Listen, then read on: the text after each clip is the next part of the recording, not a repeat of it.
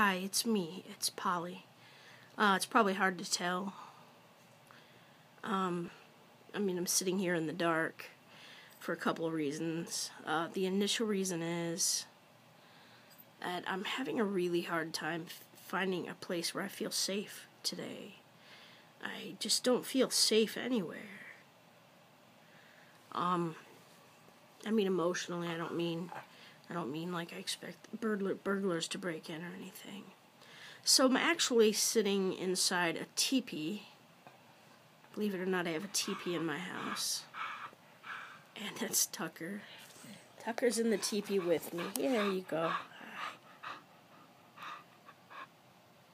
That's you. Yeah, so we're just kind of hanging out in the teepee. And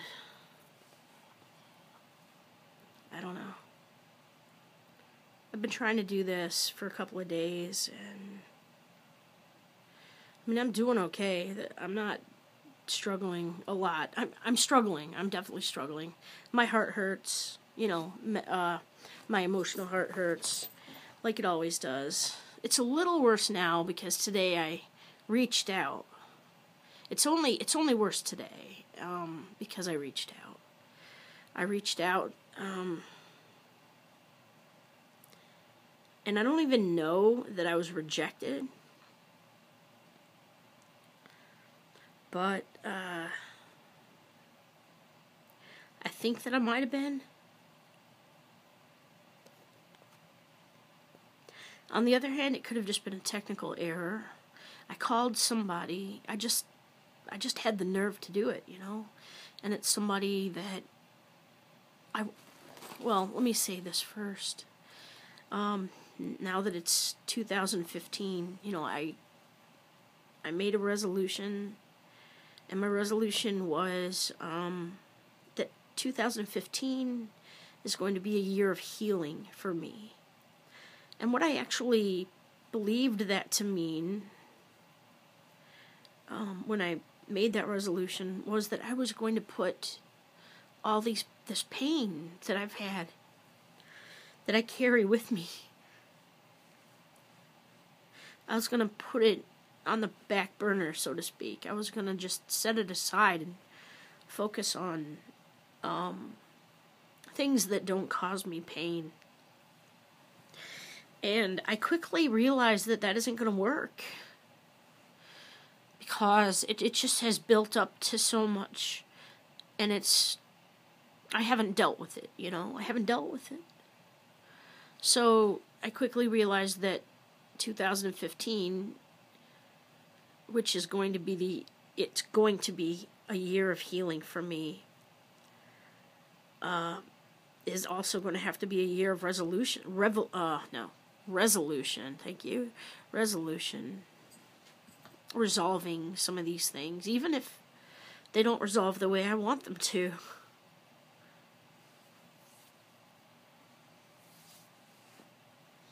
I know this probably seems really weird that I'm hiding in a teepee. By the way, the whole teepee came about. I just, at Christmas time, I wanted something to put the presents under, and I just absolutely could not stand the thoughts of looking at a Christmas tree and putting it up. I hate putting the Christmas tree up. I hate putting the ornaments on it.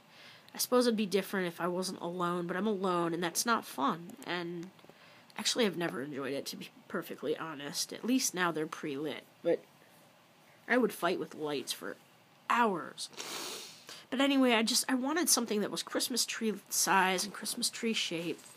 And I decided, well, you know what I'm going to do? I had a whole bunch of sticks that a couple of years ago, I was dating this guy who cut these branches to make walking sticks, and I have a whole bunch of them, and so I fashioned 4 of them together, and then I put some drapes around them, really dark green drapes, and I made a Christmas teepee for Christmas this year, and I put the presents under the Christmas teepee. And the nice thing about it is, if you feel like hiding from the world, you can just, sit inside it.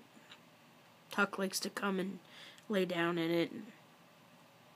I just moved it to another room, and it's not out where people can see it, but I just moved it to another room, and I haven't sat in it once even, but today, I just haven't felt safe. I don't know what that means, but, so, I decided that this is that year of healing I was telling about, and that I've got to make some changes. I've got to solve some things. I can't just let things keep going on and on and on the way they are. And I don't know how to change them because, like I said, I've said all along, people don't care. Around here, I'm not talking about you guys. But the people here, the people who could do something, they don't. And so, in a fit of, I feel really good earlier, that's in quotes, okay, I feel really good, I just suddenly decided to make this phone call to this person who had been somewhat sympathetic to a situation before, but is like, I don't know what was said to her, I don't know what was told to her about me, but whatever it was really, really bad because, and I already knew that because she avoids me like the plague.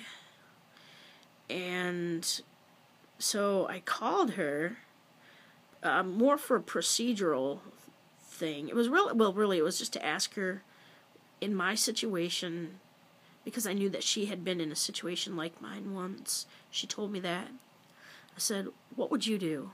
I'd never stopped to ask her that before. I just, I don't know what to do. So I'm like, what would you do? But I didn't get that far because I made that phone call and I probably got, I was very upbeat, hi, how you doing? This is Polly from Traverse City, and I just wanted to briefly and that's about as much as I got out. And then it said, message erased. And I'm like, okay. And so I called her back. Thought, no, I'm not sure what happened there. But I called her back, and I got about 3 or 4 seconds out, starting my message again, and it said, message erased.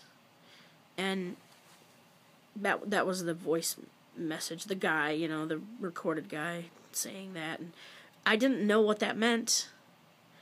But to me, my brain goes to, okay, she was screening her calls and didn't want to hear from me, and that's very possible because, she definitely does act like she doesn't want to have anything to do with me. And that has to have, I think it has to have come from something somebody else said. Because the last time that I talked to her, she wasn't afraid of me. Or, whatever it is. So, anyway, and some people have this amazing ability to live in the state of denial. And maybe I do in some ways. I feel like I don't have denial. I need some denial, people. I really do. I need some denial. My dad had denial. I don't have denial. I feel like I don't have that. And if I had that, I could say, oh, well, her machine must be screwing up, For it to say, message erased, must be screwing up. But without that denial, it's all on me, Without it, I blame myself. So, but it's that same situation that's been going on, and it's a one-way gossip machine. That's all it is. It's just this one-way gossip machine. And it just won't stop. It's like this train that just won't stop. And it picks up more passengers and more passengers, but nobody gets off. Just more passengers getting on this train of bullying Polly. And last time I went to the rehearsal for this, actually it was maybe it wasn't the last time, but it was the time before that, actually. I was in a quartet. And this, well, 3 of us were rehearsing, and then the 4th one came in really late. She was a tenor. She came in really late, and then she spent the whole time just attacking me and saying, "You're stylizing too much. You're stylizing," and really condescending about it. And because I knew that I had the tendency to do that, I had worked on that. And another person in our quartet had been recording, so she played it back, and we're like, "Okay, tell me where I'm stylizing too much." And she's like, "Oh, well, I guess she didn't do it that time." And then this other person actually defended me. I mean, I couldn't defend myself. I stand there and take whatever they give me. That's what I do. I take whatever they dish out at me, and I either burst into tears then or later, usually later. I'm such a, it's no wonder they make fun of me. I'd be fun to make fun of. I'm so easy to hurt.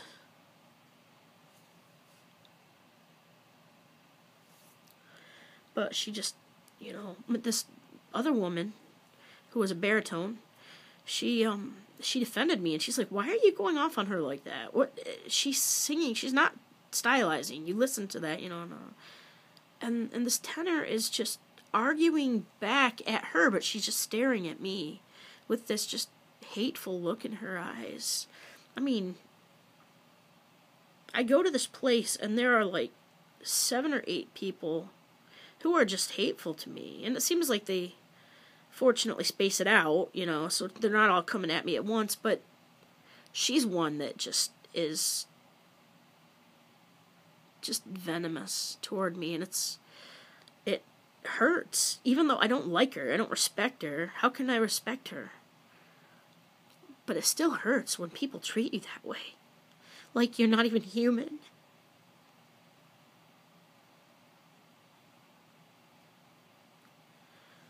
When I first joined that group, I hadn't met her yet because she was sick. I mean, she was really sick. She was so sick they weren't sure she was going to live. And I hadn't met her yet, but I just felt I was scared for her, the way they were talking, I called my church, the church I was in bell choir in at the time, till I got bullied out of bell choir by this gay guy who didn't like me, and I let him bully me out of bell choir, which I'd been in for like 6 years. I just couldn't take him getting in my face, I'm such a wimp. Can't find that strength. I find it in bits and pieces, but I seem to never have it at the right times. Anyway, I mean, although, I'm definitely a fighter, because I guess that was me quitting. Although I did take it for 2 years. Let's look at 2 years that he was in it, I think. And I haven't given up on this group. But there's no way. There's just no way. When they want to hate you, when they want to treat you badly, when they like making you feel badly, it's not going to get better.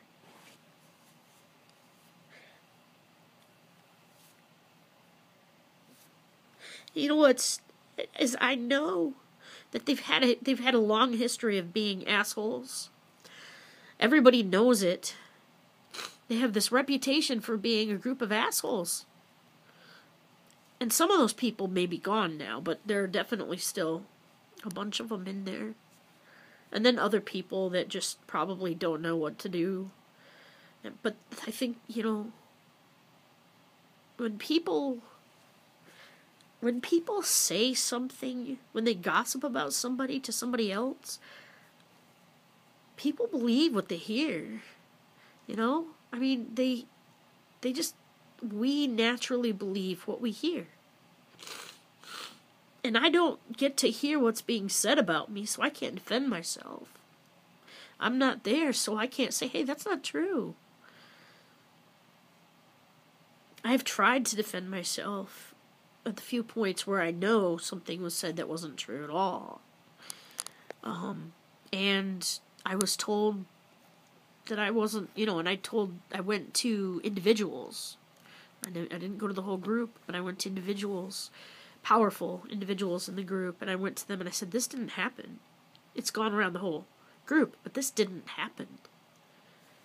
And I was told that, I still shouldn't have done it. And I'm like, I didn't do it. Well, you still shouldn't have done it. How do you argue with logic like that? How do you argue with that? You can't argue against that. And if you're somebody who doesn't spread gossip about other people, and I just can't. I mean, I know I'm on here and I'm bitching about them, but I'm not using their names and I'm not going to. At least, not unless I make some definitive choice that I'm willing to just kiss the whole thing goodbye and go up in flames.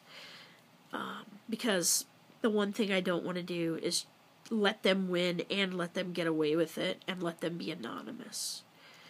But I really just don't want conflict. I don't want the conflict. I just want to be a part of it. I want to feel like I belong, and I don't belong. I mean, they've made that so clear so many different times by so many different people. And so, yeah, I should quit.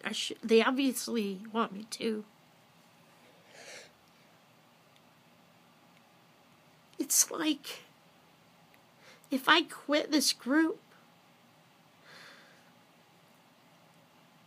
it's like the battle of my life. This is the battle of my life. I don't know how to explain that, but the dynamics in it are so similar to the dynamics in my own family. The director, the previous director, not the one we have now, but the previous director was so much like my brother. It was like being in a group with my brother, which sucked, because my brother's not all that nice to me. Although I do like that person. I actually do like her. And we are friends. I mean, distantly, because I'm such an emotional wreck that people are staying away from me at the distance of about 2 or 3, blocks, city blocks. Like, keep away from me. You're an emotional wreck. You're negative. They tell me I'm negative all the time. And I know, yeah. But I wasn't. I was, if they would think back to my first year, I was happy, I was positive, I was never negative. I was bubbly and joyful, and I was always that way. Until all the bullying started.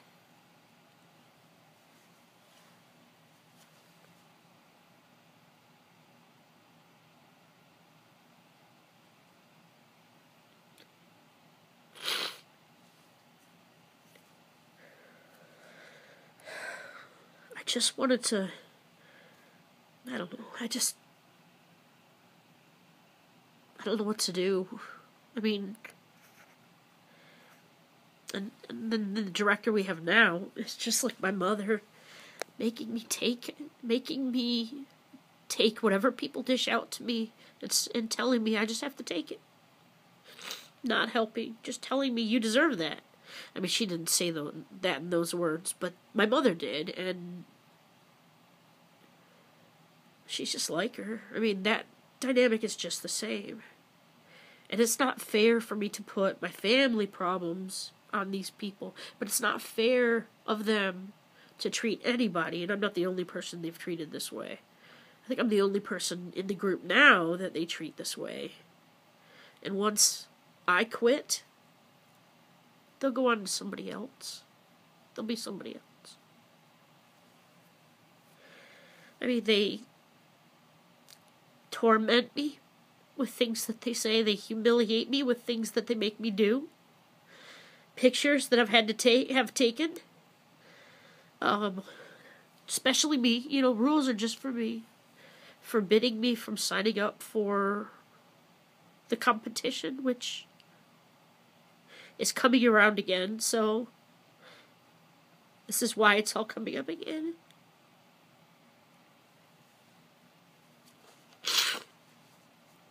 I never, ever went through bullying like this as a child. I mean, I went through some bullying, but it was never like this. It was never from people who had power like this.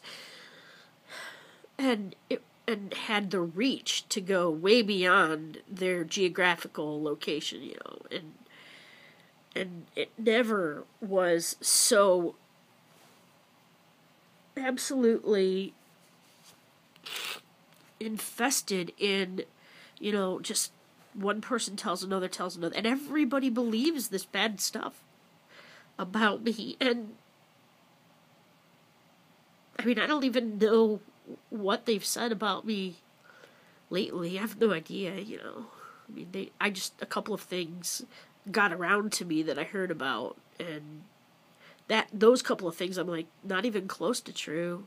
And you know, I could prove it if they'd give me a chance. I could at least prove one of them because it was about email. But anyway, I don't want to bog down in this. I don't know how to heal. I don't know what to do. So, I'm sorry. I know this is so weird. I do feel more comfortable and I feel more safe in this thing.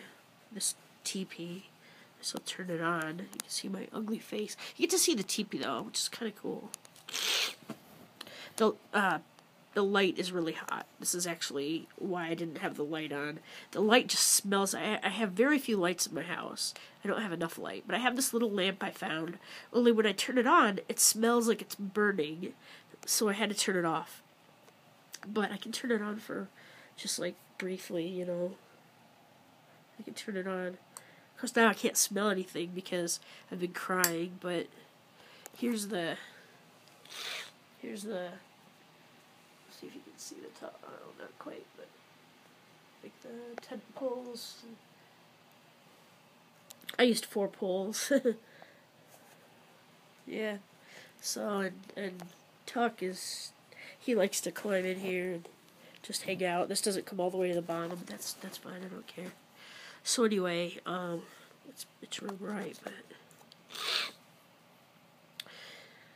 anyway, so I really didn't plan to get all emotional, but you know, I'm still in the throes of an emotional situation, so and not knowing what to do about it, and nobody that I turned to one-on-one to help and say, hey, look, what do I do? I just, you know, I'm not complaining. I'm not even saying, you know, this happened. I'm just saying, what do I do going forward? How can I go forward? And there just doesn't seem to be a forward that includes me.